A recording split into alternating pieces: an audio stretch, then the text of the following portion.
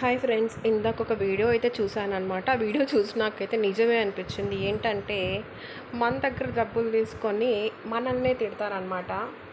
ఎలా ఉంటుందంటే అవసరం ఉన్నప్పుడు అబ్బా ప్లీజే డబ్బులు కావాలి అది ఇది అని చెప్పేసి అయితే తీసుకుంటారు. అదే మనం అడిగామనుకోండి, చిదినమ్మ జీవితం, నేనేమైనా పారిపోతున్నానా, పనికి మాలింది, ఇచ్చింది 2000 దీనికి 100 సార్లు ఫోన్ చేస్తుంది అని చెప్పేసి అయితే మనల్ని తిట్టుకుంటారనమాట. అంటే మనం ఒకళ్ళకి డబ్బులు ఇచ్చి మనం మాటలు పడాల్సి వస్తుంది కొన్నిసార్లు. సో ఎప్పుడైనా మనం దాచుకున్న డబ్బుల్ని ఎవరికి ఇవ్వకూడదు.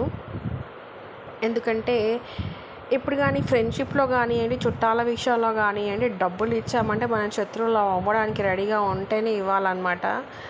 కష్టపడే డబ్బులు అయితే ఎవ్వరికి ఇవ్వకూడదు. ఎందుకంటే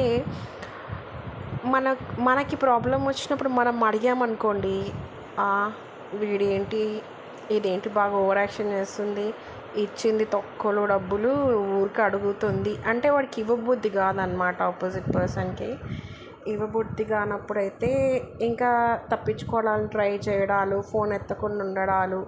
అన్ని రోజులు బాగున్న ఫ్రెండ్స్ కూడా డబ్బుల విషయంకి వచ్చేసరికి ఇవ్వాలని మనసు ఉండదన్నమాట. కానీ కష్టం ఉన్నప్పుడైతే మనం ఆలోచించకుండా సర్లే ఎంత అవసరం ఉండి అడిగారు అని చెప్పేసి మనం ఇచ్చేస్తాము. కానీ వాళ్ళకి ఇవ్వాలి అనేది అనిపించదు. ఎందుకంటే కొంతమందికి డబ్బు ఎవరికి చేదు కాదు, సరే ఉంటే ముందు వాడికి ఇవ్వచ్చులే అని చెప్పేసి అనుకుంటారు. అలా అని మనకి 2 సంవత్సరాలకు 3 సంవత్సరాలకు తిరిగి ఇచ్చారనుకో, అప్పుడు కూడా గొడవతోని ఇస్తారు కానీ సక్రమంగా అయితే ఇవ్వరు. సో అందుకే డబ్బు విలువ తెలిసిన వాడికి మాత్రమే అప్పు ఇవ్వాలి, కానీ డబ్బు విలువ తెలియని వాడికి మాత్రం అప్పిచ్చారనుకోండి, మళ్ళీ తిరిగి ఇవ్వాలి అంటే మీరు తిట్టుబడాల్సి వస్తుందన్నమాట.